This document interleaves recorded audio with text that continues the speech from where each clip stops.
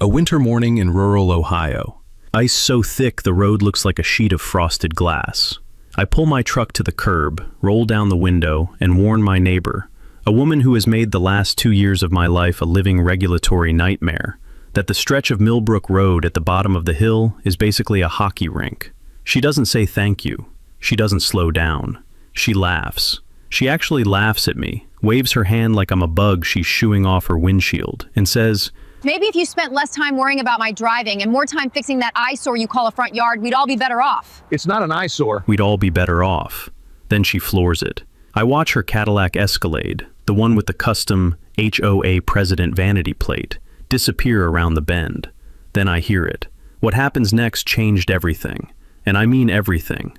What would you have done if your neighbor dismissed a safety warning like that?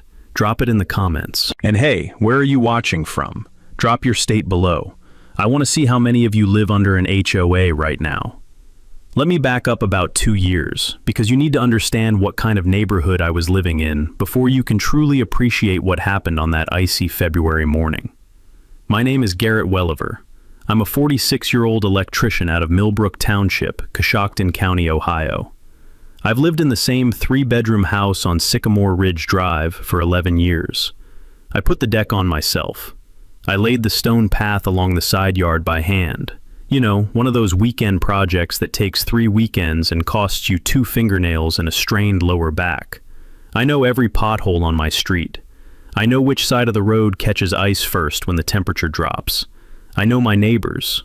Or, I thought I did. The Millbrook Sycamore Ridge HOA had existed since 2009, mostly as a paper tiger, a quarterly newsletter about gutter cleaning, and the occasional email about parking. It had real authority on paper. It could fine residents, mandate landscaping standards, even pursue liens if dues weren't paid. But for the first 9 years, nobody really exercised those powers, because the board was run by a rotating cast of reasonable people who understood that neighbors are not subjects. Then, Deirdre Holcomb moved in.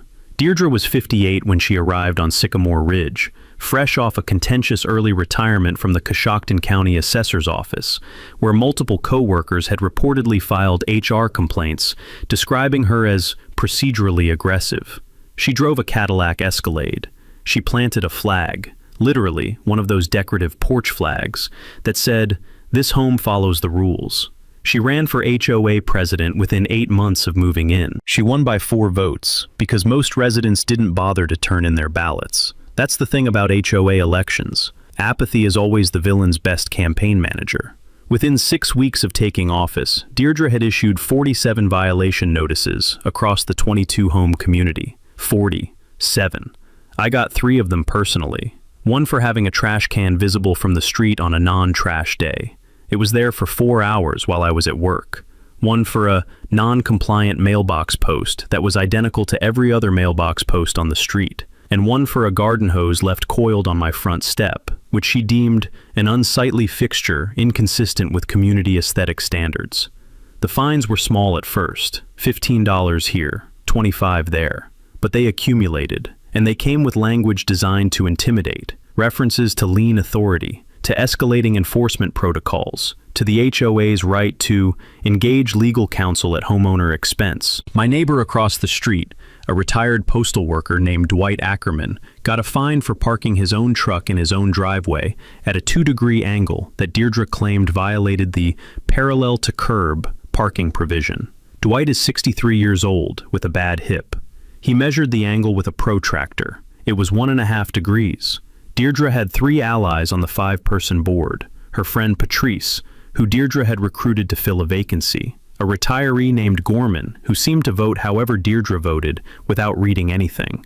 And a younger woman named Steph, who was clearly afraid of Deirdre and went along to avoid being targeted herself. That left one board member who pushed back. A soft-spoken engineer named Vincent Calloway, who documented everything, questioned every fine, and became my most important ally, though neither of us knew it yet. By January of that second year, I had paid over $600 in fines I didn't legally owe and couldn't yet prove were improper.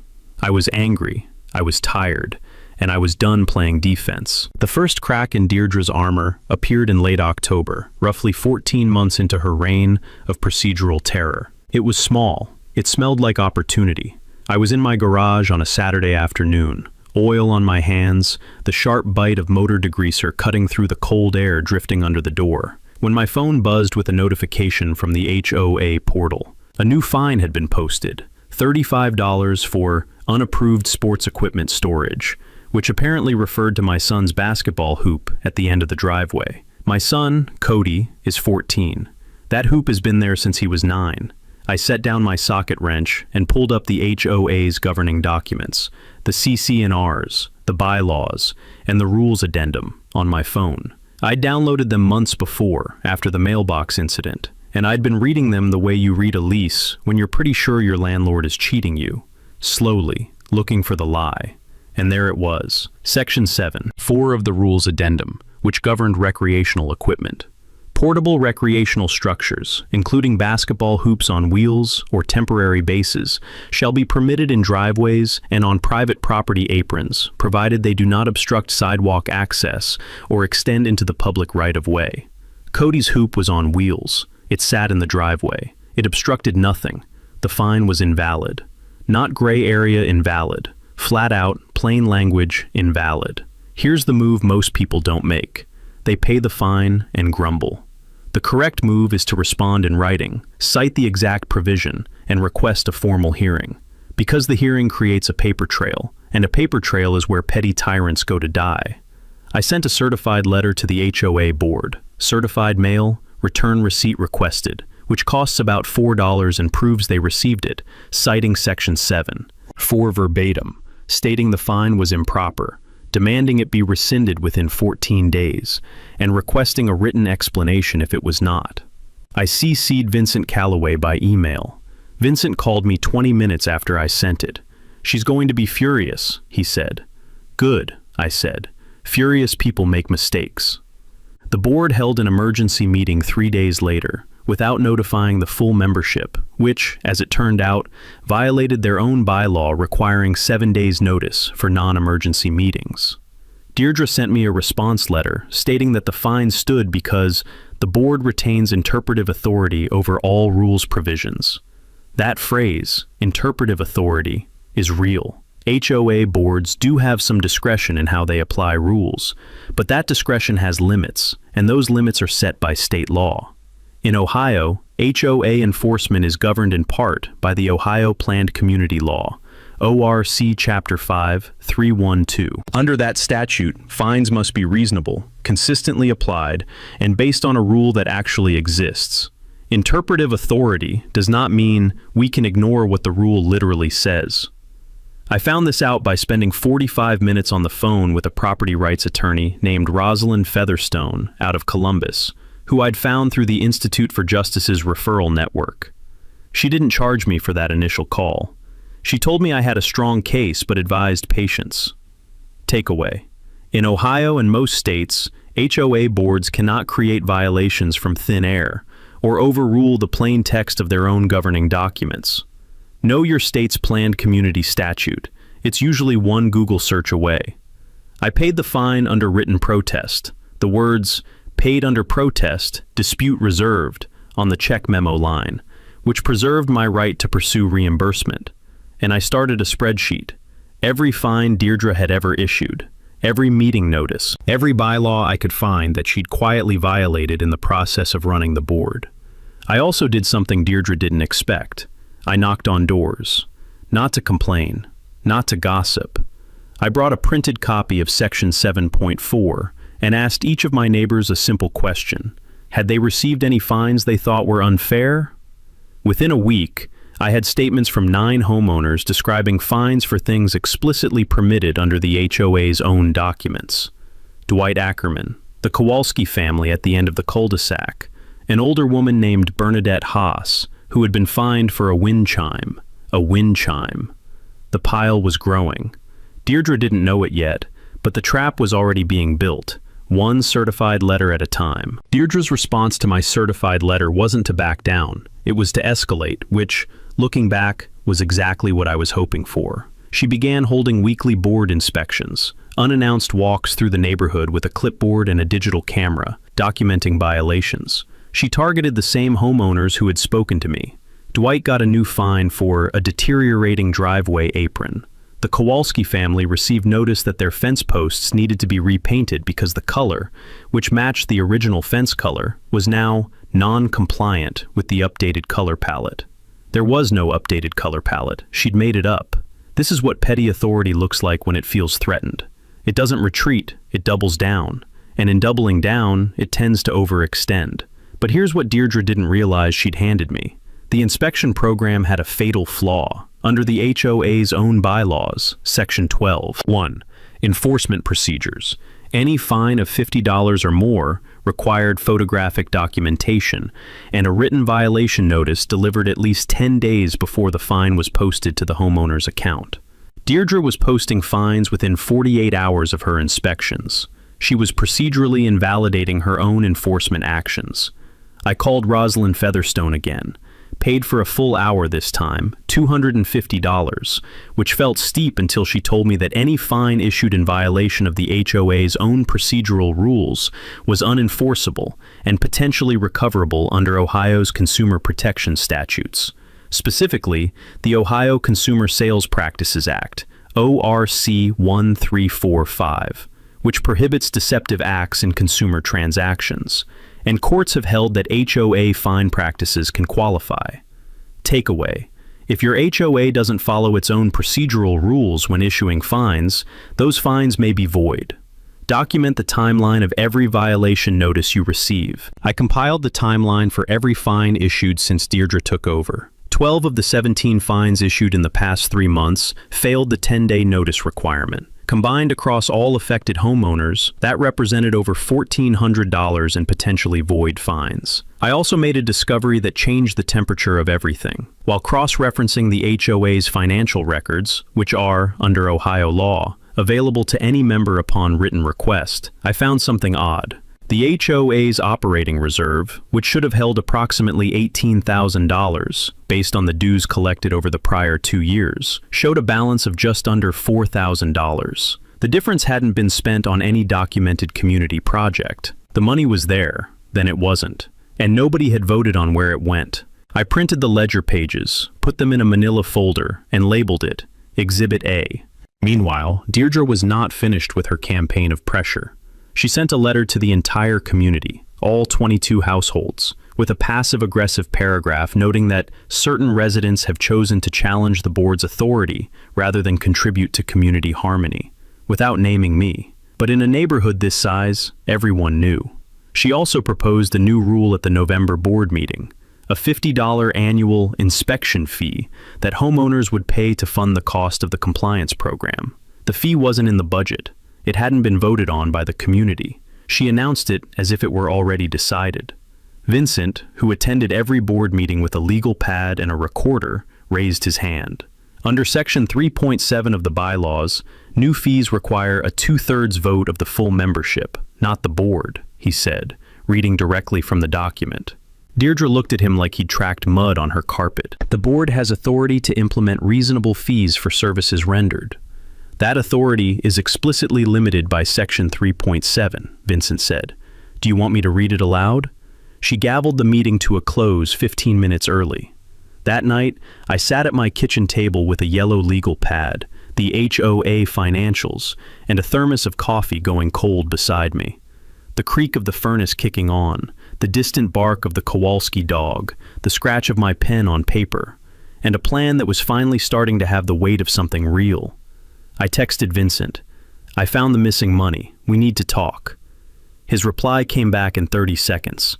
I'll be there in 20 minutes. Word travels fast in a 22-house neighborhood, especially when a retired postal carrier named Dwight Ackerman starts making phone calls. Within 2 weeks of my door-to-door survey, we had 7 homeowners who'd agreed to formally dispute their fines in writing, simultaneous certified letters, which is a move that's harder to ignore than a single complaint. There's a legal term for the strategy, coordinated dispute submission. There's a practical term for it. She can't fire us all. Deirdre noticed. She had to. 7 certified letters arriving within 4 days of each other, each citing specific bylaw provisions, each requesting a formal hearing, each CC'd to Vincent Calloway. Her response was to hire an attorney. A letter arrived from the law offices of Breckenridge and Solt in Columbus, addressed to me individually, stating that the HOA board had retained legal counsel in response to coordinated homeowner interference with board authority, and warning that further harassment of board members or attempts to undermine the governance structure could result in legal action. It was meant to scare me. I read it twice, highlighted 4 phrases, and forwarded it to Rosalind Featherstone with a note. Does this letter itself constitute a threat actionable under Ohio's anti-SLAPP statute? Rosalind called back within an hour. It's close, she said. They'd argue it's protected legal communication, but if they actually sue you for disputing fines, yes. That's exactly what the anti-SLAPP statute is designed to address in Ohio, a strategic lawsuit against public participation. Takeaway: Ohio's anti-SLAPP statute, ORC 2323-51, provides protection against frivolous lawsuits designed to silence citizen participation. If an HOA sues you for speaking up at meetings or filing legitimate disputes, you may be entitled to attorney's fees if you prevail. We held an unofficial community meeting at Dwight Ackerman's house on a Thursday evening in December. Dwight's living room smells like old books and coffee, and his walls are covered with framed photographs of postal routes he'd worked over 30 years. There were 14 homeowners crammed into his living room, sitting on folding chairs and the arms of couches, with hot cider on the kitchen counter, and somebody's dog snoring under the coffee table. I laid it out plainly. The improper fines, the procedural violations, the missing reserve funds, the intimidation letter, the legal framework that protected us. I watched people's expressions shift from resigned frustration to something that looked like relief. The specific relief of realizing you're not crazy. The system actually is broken, and there's a path through it. Bernadette Haas, the woman who'd been fined for the wind chime, raised her hand near the back. "Can we vote her out?" "Yes," Vincent said. Under Section 4.6 of the bylaws, any board member can be removed by a 2/3 vote of the membership at a special meeting, provided 14 days written notice is given. "How many votes is that?" somebody asked. 15 out of 22 households, Vincent said. "We have 14 in this room." The room went quiet in the specific way rooms do when people are doing math and liking the answer. We started a petition that night. Old-fashioned paper, signatures in pen, notarized by Dwight's neighbor, who happened to be a notary public. We needed the petition to formally call a special membership meeting under the bylaws. By the following Tuesday, we had 16 signatures. Deirdre had lost the room, and she didn't know it yet because she'd stopped attending anything that wasn't a board meeting she'd called herself. On December 19th, we delivered the formal petition via certified mail to each of the 5 board members, requesting a special meeting for January 15th for the purpose of considering removal of Deirdre Holcomb from the position of HOA president. 2 days later, on December 21st, Deirdre sent a response, also certified, which I appreciated for the irony, stating that the petition was procedurally defective because 2 of the 16 signatures belonged to households that were currently in violation status, and therefore, per her interpretation, lacked voting rights. She'd invented that provision too. There is no violation status voting restriction anywhere in the bylaws. I'd read them 4 times. Rosalind's advice: proceed as if the meeting is valid, document everything, and let her try to enforce a rule that doesn't exist. Vincent scheduled the meeting anyway, filed notice with the county recorder's office as an official community governance action, and posted flyers on every mailbox, something Deirdre's team immediately photographed as a potential mailbox tampering issue, which made me laugh until my sides hurt, because federal law protects notices delivered to mailbox posts, not slots, and we'd attached ours to the post. The special meeting was set for January 15th. That gave us 3.5 weeks. 3.5 weeks to document the missing reserve money, finalize our legal strategy, and, as it turned out, to survive one very specific icy morning in February that none of us had planned for. Vincent Calloway didn't sleep much that December. I know this because he texted me at odd hours, 11:47 p.m., 1:13 a.m., with screenshots and questions, the digital equivalent of a man pacing his kitchen in slippers with a highlighter. On the last Friday before Christmas, he found it. He'd been cross-referencing the HOA's bank statements, which he'd obtained through the member financial records request, same as me, against the board meeting minutes going back 3 years. What he found was a pattern that didn't show up in either document individually, only when you laid them side by side. Between March and September of the previous year, 5 disbursements had been made from the HOA's operating reserve account. They totaled $12,400. The meeting minutes for those months contain no votes authorizing expenditures of that magnitude. The minutes referenced only routine maintenance approvals, a gutter cleaning contract, a sign repair, that had been separately invoiced for a combined total of around $2,000. The other $10,000 had gone somewhere, and there was no paper trail in the community documents explaining where. Vincent dug into the vendor information on the disbursement records. 2 of the 5 payments had been made to a company called Holcomb Property Solutions, LLC. Deirdre's last name is Holcomb. Let that land for a second. He called me on a Saturday morning. I was drinking coffee on the back porch, steam rising off the mug, breath misting in the December air, a crow arguing with the sky somewhere overhead, when his name lit up my phone. "She paid herself," he said without saying hello.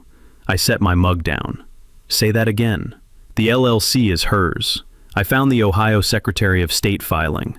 Holcomb Property Solutions, LLC, registered September of last year. Register agent, Deirdre Ann Holcomb. The HOA paid that LLC over $10,000 in 8 months, with no board vote authorizing the expenditures and no contract on file. Ohio law is very specific about this. Under the Ohio Planned Community Law, board members have a fiduciary duty to the community. A board member who diverts community funds to a company she owns, without disclosure and without a valid board vote, is potentially liable for breach of fiduciary duty, a civil wrong that can carry personal liability. At higher dollar amounts, it can also cross into criminal territory. Misappropriation of funds, or theft by deception. Takeaway: HOA board members have fiduciary duties. Undisclosed self-dealing, paying community money to businesses they own, can be both a civil and criminal violation. Check your state's planned community statutes and your HOA's financial records annually. I forwarded everything to Rosalind Featherstone that afternoon and called her first thing Monday morning. She was quiet for a long moment after I finished. "This changes the nature of the case significantly," she said. "We were looking at improper fines and procedural defects. Now we're potentially looking at a report to the Ohio Attorney General's Consumer Protection Unit, and possibly a referral to the county prosecutor's office."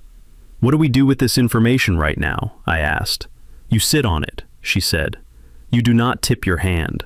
You let the January 15th meeting proceed, and you let her walk into that room thinking she still has the upper hand." We sat on it. It was the hardest thing I did in this whole mess. Watching Deirdre walk past my house on her clipboard inspections in January, logging violations with the serene confidence of someone who believes the rules don't apply to her, while I stood at my living room window, knowing exactly what was sitting in a manila envelope in my kitchen drawer. But patience is a strategy, and we were almost ready. The 2.5 weeks between Christmas and the January 15th special meeting were probably the most productive of my adult life. We were building a case the way you build a deck. Measure twice, cut once, and make sure every board is level before you put weight on it. First, the legal architecture. Rosalind filed a formal complaint with the Ohio Attorney General's Consumer Protection Unit on behalf of the affected homeowners, documenting the procedural violations, the improperly issued fines, and the financial irregularities. The AG's office doesn't move fast. These things take months. But a complaint on file is a matter of public record, and it signals to any future court or arbitrator that this wasn't a personal grudge. It was a documented pattern. She also drafted a demand letter, a formal legal demand for reimbursement of all improperly issued fines across the community, totaling just over $4,000 collectively. The demand letter cited each violated provision by section number, attached copies of the relevant bank records and payment timelines, and gave the board 30 days to respond or face civil litigation. It was 12 pages long and dense as poured concrete. Second, the financial trap. Vincent prepared a formal request for a full accounting of the HOA's reserve fund, citing ORC 5312.12, which requires HOA boards to make financial records available within a reasonable time and in a format that is reasonably understandable to a layperson. The request specifically asked for documentation of the 5 disbursements made to Holcomb Property Solutions, LLC, including the board authorization votes, the service contracts, and the deliverables received. Here's the thing about asking for documentation you already know doesn't exist. You're not asking to get information. You're asking to force them to either produce something fabricated or admit there's nothing there. Either answer helps you. Third, the community vote mechanics. Vincent had studied the bylaws the way a chess player studies an opponent's recorded games. Under Section 4.6, removal required a 2/3 majority vote. Votes could be cast in person at the meeting or by written proxy, which meant homeowners who couldn't attend could designate someone to vote on their behalf. We had proxies drafted and notarized for 4 homeowners who couldn't make the January 15th date. That gave us a guaranteed floor of 18 votes going into the room. We needed 15 to hit 2/3 of 22. We had 18 locked. Even if Deirdre pulled every procedural trick she knew, the math was already against her. Fourth, and this is the part that made even Rosalind chuckle when I told her, the media play. My neighbor 2 streets over, a woman named Cecilia Drummond, had spent 20 years as a producer at a local television news station before retiring to Coshocton County to raise goats and grow tomatoes. She still had connections. I bought her a cup of coffee at the diner on Route 36, the kind of place where the counter stools are bolted down and the pie is always better than the coffee. And I told her the story. She listened with her hands wrapped around her mug, and her eyes doing the thing experienced journalists' eyes do, cataloging, filing, connecting. The self-dealing is your hook, she said. The fines are local news. An HOA president paying herself with community funds. That's a story that gets picked up. We don't go to the press until after the vote, I said. She nodded. But you let me come to the meeting, as a private citizen, just a neighbor. You were invited weeks ago, I said. She smiled into her coffee. We also took care of a more immediate, practical matter. The stretch of Millbrook Road at the bottom of Sycamore Ridge Drive, the curve at the base of the hill, had been a known ice hazard for years. Every winter, cars slowed to a crawl there, or they should have. I submitted a formal hazard report to the Coshocton County Engineer's Office in early January, documenting the icing pattern and requesting additional signage and sand application. I sent a copy to my county commissioner and kept the confirmation email. I'm telling you this because it matters to what happens next. I did the right thing. I made the official report. I warned the county. And on a gray February morning, 2 days before the special meeting, when Millbrook Road glazed over at 6 a.m. and I saw Deirdre Holcomb climbing into her Cadillac, I rolled down my truck window and I told her, Deirdre, the road at the bottom of the hill is solid ice. There was already a near miss down there this morning. You should take it slow. She looked at me from behind oversized sunglasses, one hand on the door of the Escalade. She smiled the way people smile when they think they've already won. I've been driving in winter conditions since before you owned a truck, she said. But thank you for your concern. She said concern like it was a bad word. Then she got in her car, backed down the driveway, and headed toward the bottom of the hill. The sound reached me before I'd even finished pulling out of my driveway. A horn, a long skid, and then a sound that's hard to describe. Somewhere between a crack and a crunch, like a 2x4 snapping, except the 2x4 is a utility pole, and the thing hitting it is a 4-ton Cadillac SUV. I pulled up 30 seconds later.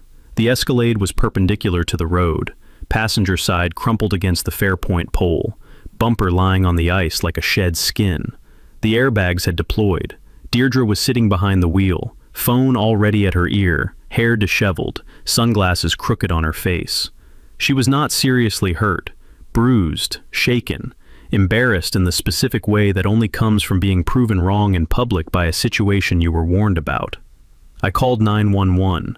I got out and asked if she was okay. She told me she didn't need my help. I waited for the sheriff's deputy anyway, standing on the shoulder of the road in the February cold, because someone had to give a statement about the road conditions, and I had a hazard report with a timestamp that said I'd done my due diligence 3 weeks ago. The deputy, a young guy named Hollister, took my statement with fingers stiff from the cold, notepad balanced on the door of his cruiser. He noted the road conditions, the accident, my prior hazard report to the county engineer's office. He looked at me with a carefully neutral expression. Did you attempt to warn the driver prior to the accident? Yes, I said, about 45 seconds before it happened. He wrote that down. Deirdre, standing beside the wrecker, heard this exchange. The look she gave me was not embarrassment anymore. It was calculation. the cogs were turning. A person who's embarrassed apologizes. A person who's calculating figures out how to turn the situation against you. Pay attention to which one you're dealing with. 3 days before the January 15th special meeting, Deirdre made her move. A letter appeared under the doors of the 12 homeowners who'd signed the removal petition. Not certified mail, not official HOA correspondence, just plain envelopes slipped by hand sometime in the dark hours before 6 a.m. Inside each one was a single page, typed and unsigned, listing what it called facts about the petition organizers. For Dwight Ackerman, it mentioned a 30-year-old DUI that had long since been expunged from his record. For Vincent Calloway, it referenced his divorce filing, a public record, but framed to imply financial instability. For me, it noted that I'd had a building permit pulled on a renovation 7 years ago. True, because of a clerical error that was corrected within 2 weeks, described as evidence of a pattern of code violations. It was a smear campaign, anonymous, cowardly, and, from a legal standpoint, potentially actionable. I photographed mine. I texted the others. Every single one of them photographed theirs. By 8 a.m., we had a group chat going with 12 photographs of the letters, and Rosalind had an email by 9 a.m. If she sent these, Rosalind said, and we can establish that, there are 2 potential claims. Defamation, because several of the statements are false or misleading, and tortious interference with the HOA governance process. Save every copy. We also made a list of which households had received letters and which hadn't. The 4 households who hadn't received one were the 4 who hadn't signed the petition. Deirdre had gotten our petition list, which was not a public document, and used it to target us. That meant she'd either accessed petition documents improperly, or someone on our side had told her, which started a quiet and uncomfortable internal audit of who had access to what. It turned out to be neither. Deirdre had photographed the petition through Dwight's storm door window when she'd come to deliver a fine notice the previous week. Dwight, who is 63 and not always thinking about surveillance angles when he answers his own door, had left the petition on his coffee table in clear view. Even so, the smear letters had the opposite of their intended effect. Bernadette Haas called me to say she was absolutely more committed than ever.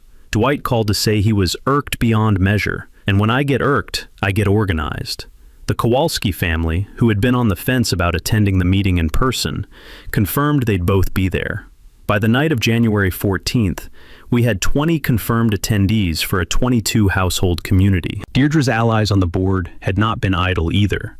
I'd heard through Cecilia that Patrice had spent 3 days trying to convince neighbors that the meeting was illegal, which was false, and that Vincent had ulterior motives, which was vague enough to be unfalsifiable. It didn't matter. The math was still the math, and the manila envelope was still in my kitchen drawer. I ironed a shirt that night, set my alarm for 6, slept better than I had in months. The morning of January 15th was clear and cold. The kind of Ohio winter day where the sky is a pale, brittle blue, and every surface has that scrubbed, crystalline look, like the world got detailed overnight. My driveway crunched under my boots, that particular sound of frozen gravel that always takes me back to early mornings on job sites. The first guy there, breath steaming, the satisfaction of quiet work about to begin. By 9 a.m., I'd already received 2 texts from Deirdre's attorney. Both were variations on the same theme. The meeting lacked proper authority. The proxies were invalid under a bylaw provision the attorney cited without quoting, and the board reserved all rights. Rosalind had reviewed both texts before I'd finished my second cup of coffee, and responded that the meeting was validly called. The proxies complied with Section 4.6, and any attempt to physically obstruct the meeting or deny homeowners entry would be documented as an additional claim. I forwarded Rosalind's response to both board members and Cecilia, who I'd asked to arrive 15 minutes early and simply be present. She showed up in a barn coat and boots, notepad tucked under her arm, looking like exactly what she was, a retired journalist who hadn't forgotten a single thing she ever learned about watching powerful people make mistakes in public. The special meeting was held in the Sycamore Ridge Common area, a small, enclosed pavilion at the end of the cul-de-sac, heated by a pair of electric wall units that smell like warm dust and industrial paint. By 6:45 p.m., 23 minutes before the 7 p.m. start, there were 16 people already seated. Folding chairs on bare concrete, breath visible in the cold, the low hum of the wall heaters providing a kind of white noise that felt almost theatrical. Deirdre arrived at 6:58 with Patrice and Gorman flanking her like a small escort. She was dressed well, pressed slacks, a blazer, the kind of outfit that signals authority even when authority has been revoked. She glanced around the room and I watched her do the count, the same mental arithmetic we'd all been doing for weeks. And I watched something shift in her expression when she got to the number. She had 3 board members. We had 20 homeowners. Steph, the 5th board member, the one who'd been going along out of fear, she was sitting on the homeowner side of the room. She'd texted me 3 days earlier to say she'd been uncomfortable with the board's direction for months and wanted to be on the right side of the outcome. She wasn't going to vote to remove Deirdre. She was going to vote to resign from the board and ask for new elections, which was, in some ways, more damaging. Vincent called the meeting to order at 7:01 p.m. Deirdre immediately raised a procedural objection, the same claim from her attorney, that the meeting lacked proper authority. Vincent read section 4.6 aloud, word for word.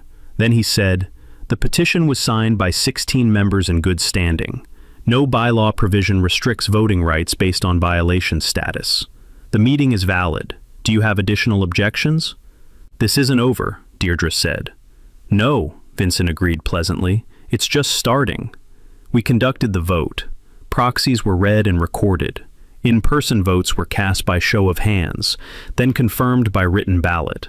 Final count, 19 votes in favor of removal, 2 opposed, Patrice and Gorman, 1 abstention. Deirdre herself, per Robert's Rules of Order and the bylaws, did not vote on her own removal. 19-2, she was out. In the 3-second silence after Vincent announced the count, the room didn't cheer or applaud. It breathed out, collectively, the way a room does when something that's been held too tight finally releases. Bernadette Haas put her hands in her lap and looked at the floor with an expression that was almost meditative. Dwight Ackerman nodded slowly, like a man watching a long equation finally balance. Then I stood up. "Before we adjourn," I said, "there's one more matter I'd like to bring to the membership's attention." I opened the manila envelope. The documents I pulled from that manila envelope weren't complicated. They didn't need to be. Complexity is the refuge of people who are hiding something. Truth, when it's real, tends to be simple enough to fit on 3 pages. I'd printed the HOA bank statements. I'd printed the Ohio Secretary of State filing for Holcomb Property Solutions, LLC. I'd printed a single table. Vincent had prepared it, clean and clear, the way an engineer prepares anything. No flourishes, just facts in rows, showing 5 payments from the HOA operating reserve to that LLC, dates, amounts, and the corresponding board meeting minutes containing no vote to authorize them. I laid a copy on the table in front of each board member. I handed a copy to Cecilia. I held one up for the room. Holcomb Property Solutions, LLC, I said. Registered with the Ohio Secretary of State on September 14th of last year. Registered agent, Deirdre Ann Holcomb. Between March and September of this year, the HOA operating reserve paid this company $12,400. There is no board vote in the meeting minutes authorizing these expenditures. There is no service contract on file. There is no documentation of services rendered. The room was absolutely still. Deirdre's face went through several expressions in rapid succession. Surprise, then something calculated, then a version of composed dismissal that she reached for like it was a life preserver. "Those payments were for consulting services," she said. "Property management consulting. The board was informed." "Which meeting?" Vincent asked, and opened his legal pad to a page of meeting minutes, clean and chronological. "I have minutes from every meeting in that period. Show me the authorization vote." It was discussed informally. "Discussion isn't a vote," he said. Section 8.2 of the bylaws requires a recorded vote for any expenditure over $500. There is no recorded vote for any of these payments, and the board was not fully informed. I was not informed. Patrice started to say something. Gorman had gone the color of old concrete, staring at the table. It was Cecilia who spoke next, and when she did, her voice was the steady, measured voice of someone who has asked hard questions in front of cameras and never flinched. "Ms. Holcomb, I'm Cecilia Drummond. I spent 20 years in local news. I want to make sure I'm understanding this correctly. You were saying you received over $12,000 in community funds through a company you own, without a board vote, during your tenure as HOA president. There are moments in public life when a room becomes something more than a room, when the specific combination of witnesses and documentation and confrontation crosses a threshold into accountability. This was one of those moments. I felt it in the way the air changed, a sharpening, a focus, the way a lens clicks into clarity. Deirdre stood up. "This meeting is over." "The meeting adjourned when we removed you from office," Vincent said. "You're not the president anymore. You're a homeowner. You can sit down." She didn't sit down. She picked up her purse, said something to Patrice in a low voice, and walked toward the door of the pavilion, which was glass. Single pane, old frames, the kind that rattles in wind. She pushed it open and walked out into the January night, and every person in that room watched her go. What she walked out into was not quite what she expected. Two things were waiting.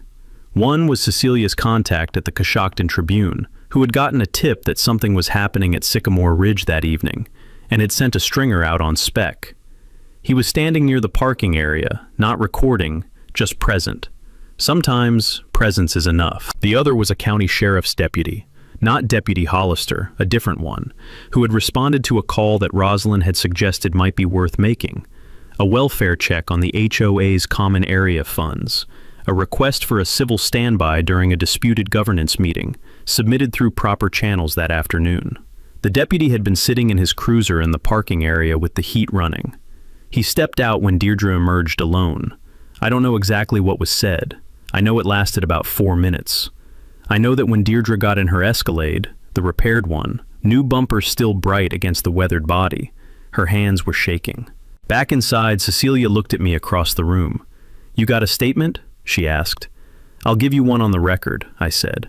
She uncapped her pen. "Go ahead." I took a breath.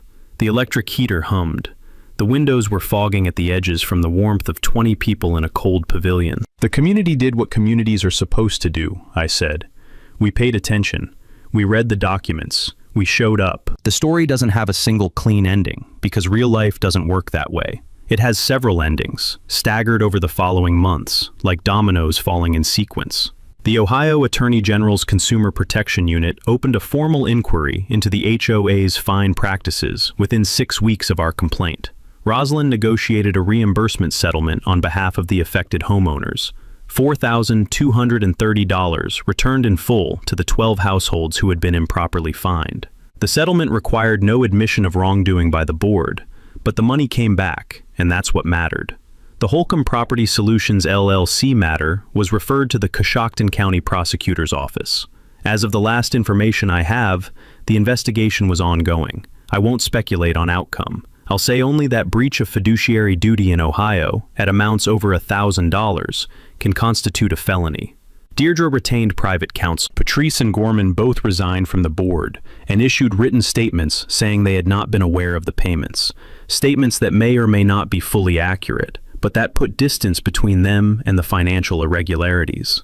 The Coshocton Tribune ran the story on a Wednesday. It was picked up by 2 Columbus outlets by Friday. It was the kind of local news story that travels because it's universal. Everyone knows a Deirdre. Everyone has felt the specific indignity of petty power exercised by someone who confuses authority with righteousness. Vincent Calloway was appointed interim HOA president by acclamation. His first act was to freeze all fines pending a full bylaw review. His second was to hire an independent CPA to audit the last 3 years of HOA finances and produce a report available to all homeowners. His third was to change the board meeting schedule to evenings so working residents could attend, and to establish a rule that all votes be recorded and minutes distributed within 72 hours. Simple reforms, obvious reforms, the kind that prevent the next Deirdre. The community did something else that I didn't expect and couldn't have planned. The money recovered from the fine reimbursement settlement, the full $4,230, was put to a community vote on how to use it. Several options were proposed. The vote wasn't even close. We established the Sycamore Ridge Community Scholarship Fund, administered through the Coshocton County Foundation, a 501c3, which made the donations tax-deductible. The fund awards an annual scholarship to a graduating senior from the local high school, preference given to students interested in law, public administration, or community service. The first recipient was a 17-year-old from our own neighborhood, a kid named Marcus, Dwight Ackerman's great-nephew, who was planning to study public policy. The icy stretch of Millbrook Road at the bottom of Sycamore Ridge Drive got 2 new warning signs and a sand application program coordinated with the county engineer's office. Dwight Ackerman took it upon himself to personally call the county road crew after every significant freeze. He calls it his civic duty. He does it with the cheerful tenacity of a man who spent 30 years making sure the mail got delivered, regardless of conditions. I repainted my mailbox post that spring. Same color as before, no fine this time. Bernadette Haas put her wind chime back up on the first warm day of March. It's one of those bamboo ones that makes a low, hollow sound in a breeze, like someone far away knocking on a door. I can hear it some mornings if the wind is right. I like it. As for Deirdre, she listed her house in April. It was under contract within 3 weeks. She moved somewhere in central Ohio, I was told. I don't know the specifics. I don't need to. The lesson she offers isn't about her. It's about what happens when ordinary people stop absorbing the cost of other people's arrogance and start doing the unglamorous work of reading the documents, showing up at the meetings, and making the system actually function the way it's supposed to. 43 seconds. That's how long it took for Millbrook Road to settle the argument Deirdre never thought she was having. She laughed at a warning, floored it, and the eyes didn't care who she was, what title she held, or whose mailbox post she measured with a ruler that morning. Natural got no HOA. But here's the thing that actually gets me about Garrett's story. It wasn't the press, it wasn't even the vote. 19-2, in the room she thought she controlled.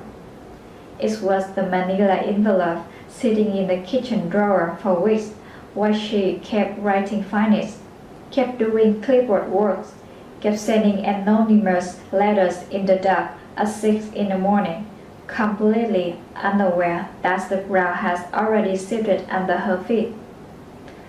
$20,400, her own LLC, no board vote, no contract, no paper trail except the one she didn't know existed. She handed him the rope. He just waited for the right room to use it. That kind of patience is rare. Most people fight back too soon, too loud, too personal. Garrett kept it procured, kept it documented, kept it cold, colder than that February road. So tell me, if you found out your HOA president has been quietly paying herself with the reserve fund, what would you actually do about it? Would you know where to even start? That's not a rhetorical question. Drop it below. Subscribe if you want to keep watching people like Garrett win the fight nobody thinks they can win. And remember, the person with the clipboard isn't always the one with the power.